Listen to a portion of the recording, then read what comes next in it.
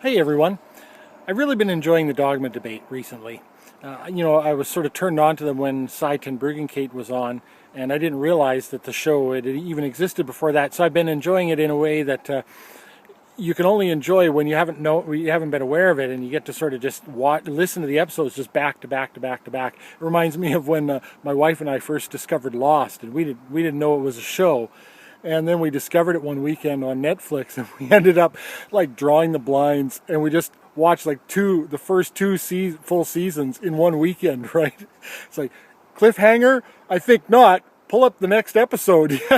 Anyway, it's been really fun to listen to, and the Dogma debate is refreshing. I think they're very honest, and they're very entertaining for sure. David Smalley does a very good job, and it is highly entertaining. And the episode that I was listening to today had to do with an Insane Clown Posse song. And if any of you are familiar with that episode, you'll know what I'm talking about. Any who are not familiar with that episode, you owe yourself to check it out, because it's quite funny. And of course, you got to sort of cringe your way through the song. And I'll admit, much like David Smalley, I actually have a couple of ICP's older CDs kicking around somewhere, but I didn't realize what they were up to lately. And so the song that they're talking about is on miracles, and they go through and they talk about all these natural phenomenon, and it's all like can't explain that, and so it's all miraculous apparently. And this sort of relates to a comment that I responded to on one of my videos about things that people just really want to be true. And they want them to be true so badly that they'll just sort of lie to themselves and make it true. And this this song by the Clown Posse really reminded me of that. I mean, at one point they're like, effing magnets, how do they work? And so it's one of those things. You could do some research and find out, or you could just pretend it's magic. And to that end, in some ways I understand it. My response to the comment on my video about people just wanting things to be true is, I kind of get it. Because I don't want to think of my consciousness ending either.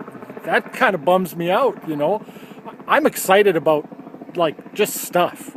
I'm kind of like a shiny object, I develop like a new hobby every day. And I don't drop the old ones either, so it gets rather difficult. And I'd hate to think of that ending. Exploration and discovery is just, to me, fantastic. And I don't want to think that someday my consciousness is just going to cease. But as much as I don't want to believe that's going to happen, I'm not going to lie to myself and say, well, there's proof that it doesn't, because I don't have it. It's a wish at this point. And it's a wish that may never be fulfilled, and it's a wish that doesn't change by how hard I wish it, right? I mean, it's either going to happen or it's not. There's either some other dimension or there's not. Anyway, like I said, I'll link below the Insane Clown Posse episode of the Dogma debate. You owe it to yourself to have a listen. It is very funny. Mr. Smalley is quite entertaining, and the two female co-hosts were very funny too. But this whole thing reminded me of a trip that my wife and I took to Ecuador several years ago.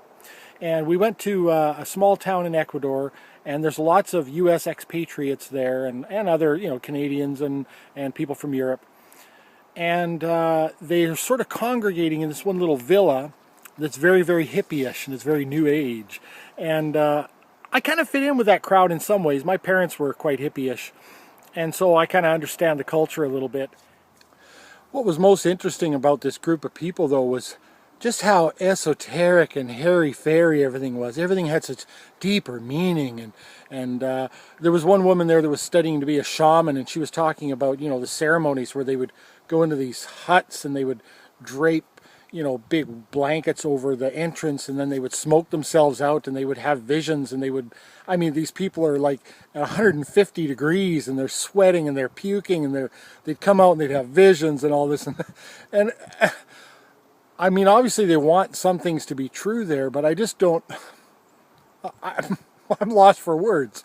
Anyway, this same woman, getting back to some of this, things that you want to be true, I told her that I suffer from migraine headaches, and some of you had seen some of my earlier videos. My last migraine headache was when I first started making videos, And I get the ocular migraines where I have problems with my vision, and I get numbness and tingling in my hands. I can't see straight. I get a hole in my vision, part that I can't even see.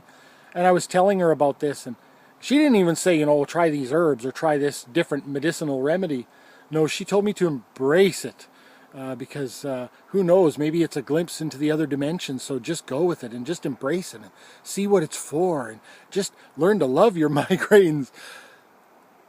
I'm sorry, but it's not working for what it's worth.